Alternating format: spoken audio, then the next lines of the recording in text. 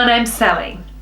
Today's topic is, does your horse understand the reward?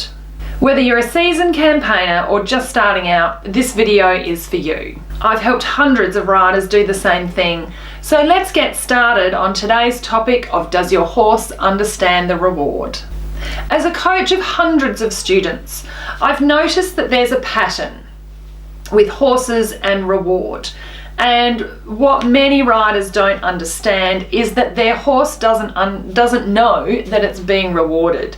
They don't understand that that work they just did over there is being rewarded here.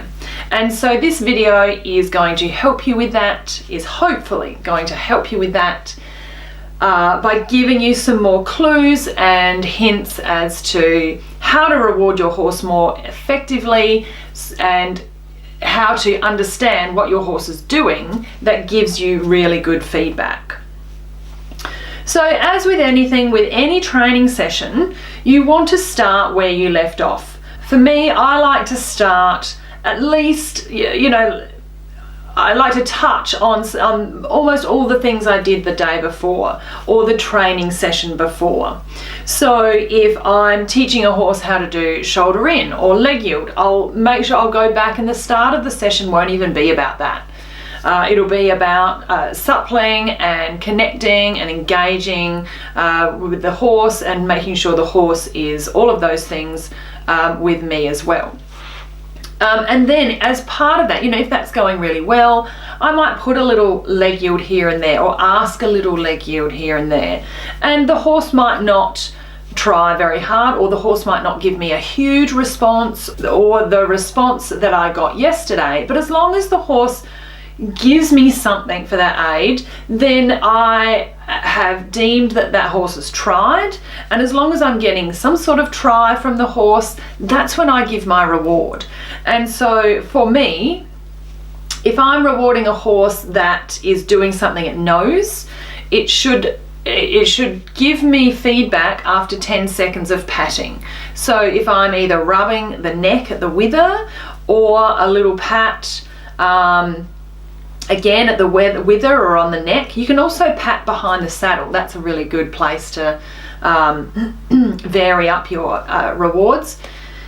After 10 seconds of patting, you should have a sneeze or a sigh.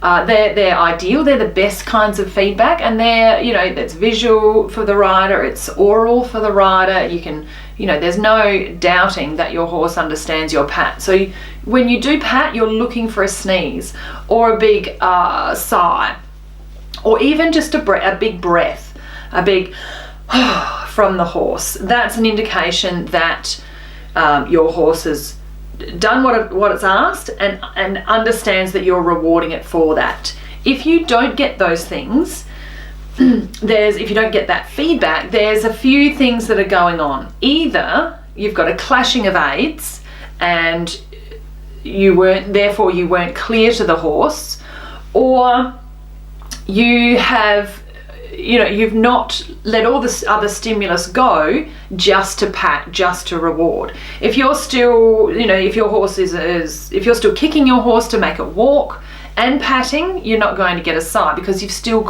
you're asking your horse to do something. While you're rewarding your horse, you don't want to ask them to do anything. And so when you're resting, when you're doing your pat and rest after your exercises, some horses are walking horses. While they rest, they like to walk and walk it out.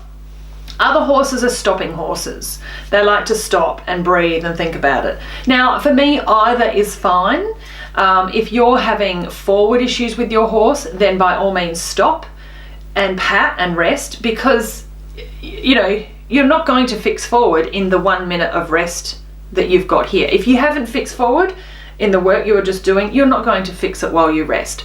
So let your horse stop and pat it, and then you can listen, you can feel and hear for those feedback that the horse is giving you.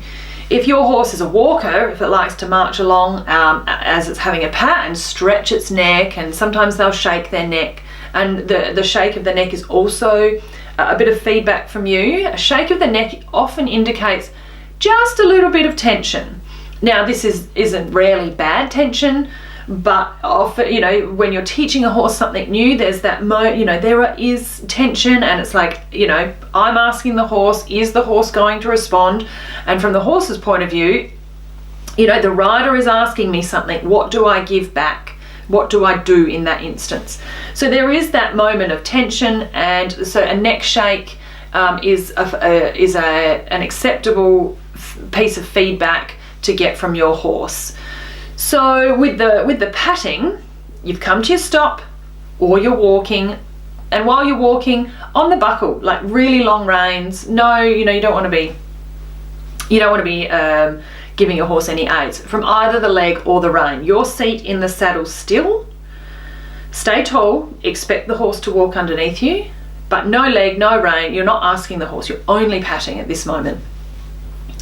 And so while you're patting, you want to pat for 10 seconds. 10 seconds, if you get a sneeze back then, that means your horse understood what you asked. 20 seconds, if you have to pat for 20 seconds before you get a sneeze or a big breath, then there's a little bit of tension. And I would expect a 20-second gap to be in a horse that you're teaching something new, and possibly something, or asking something hard. You know, harder than normal, something that you haven't tried before, that kind of new.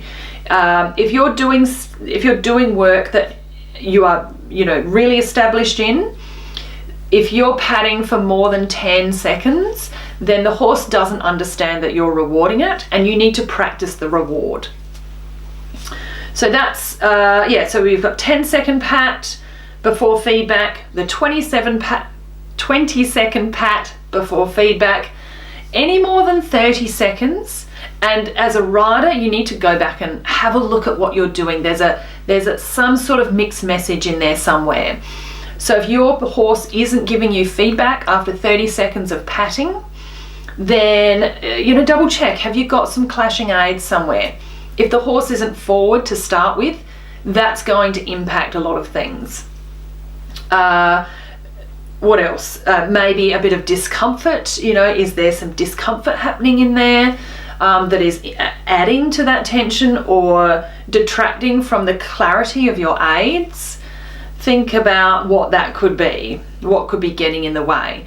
So yeah, any more than 30 seconds, if you're not getting a sneeze or a big breath, a shake of the, I would prefer to see a shake of the neck earlier than that, and then you would combine a shake of the neck with a big breath out a bit, you know, a few seconds later.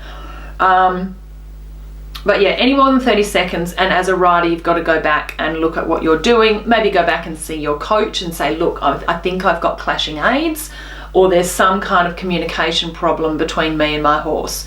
You know, that's fine. It happens to everybody. Even, you know, it happens to me, it happens to everybody. But yeah, you've got to go and do something about it. So sometimes if you're teaching your horse to understand the reward, you just have to keep patting. You know, keep rubbing, keep patting, and don't forget the voice. The voice is so important, because the voice is also something you can use. If you're in the middle of teaching them a shoulder in, and they've done a really good job, but you're not quite, you wanted just a tiny bit more, you can say, you know, good boy or good girl, well done, good job, without letting go of the reins to then pat the neck. Because of course, once you've let go of the rein, or once you've taken the rein in the other hand, then you've lost the connection and it might fall apart. You know, there's a greater chance of it falling apart. So voice reward as well. So you've made your exercises, you've given the voice reward, good horse, you've finished asking the horse what you wanted them to do, you've gone to the buckle, and they are either walking or they've stopped. And then you are giving the pat reward rather. 10 seconds, 20 seconds, 30 seconds. They are your indicators. 10 seconds, the horse understands what you've asked and that it's getting a reward. 20 seconds, there's a little bit of tension. Not bad, I wouldn't worry about that tension, but a little bit of tension there. It's good to know about it. More than 30 seconds of patting before feedback from the horse, you've got something going on with your communication. pop off to see your coach, or have a think about what that could be and see if you can correct it in your next session. And then lastly, find the reward that your horse likes. I see so many riders go to the automatic, the slap of the neck, the big pat of the neck that really, turns out to be a bit of a slap. But the more enthusiastic the rider is, the bigger the slap can get. So if you've got a chestnut mare, that's probably not working for them. So don't be afraid to go to a different kind of reward. Really give them a big pat, like really get the hand into the hair. And really make a point of, here I am, here is my hand, you've done a good job, well done, and keep that voice going. Yet for chestnut mares, I'd really move away from the big hand slap, even a little hand slap. A scratch is another one that can work well for chestnut mares or sensitive chestnuts in general. Your gelding will probably understand a big pat and accept that as a reward. But if you're on a mare, maybe not. Go with a big rub or a big scratch. If you're not sure that your horse understands the reward, go to the rub or the scratch or a combination of both, always with the voice. Move away from your big pat. If you're not getting your feedback, your horse feedback in your timing slots, then change the way you reward them, because you really do need that feedback. That's the feedback that is telling you they understand that you've rewarded them. Okay, if you found it useful, hit the like button. Don't forget to subscribe so you never miss an episode. If you think this would be useful for someone you know, don't forget to share it with them. Thanks for listening. I know there's a lot out there demanding your ears and eyes, so I really appreciate your time watching these videos, and I hope to see you soon here at Dressage with Sally. I'll talk to you then.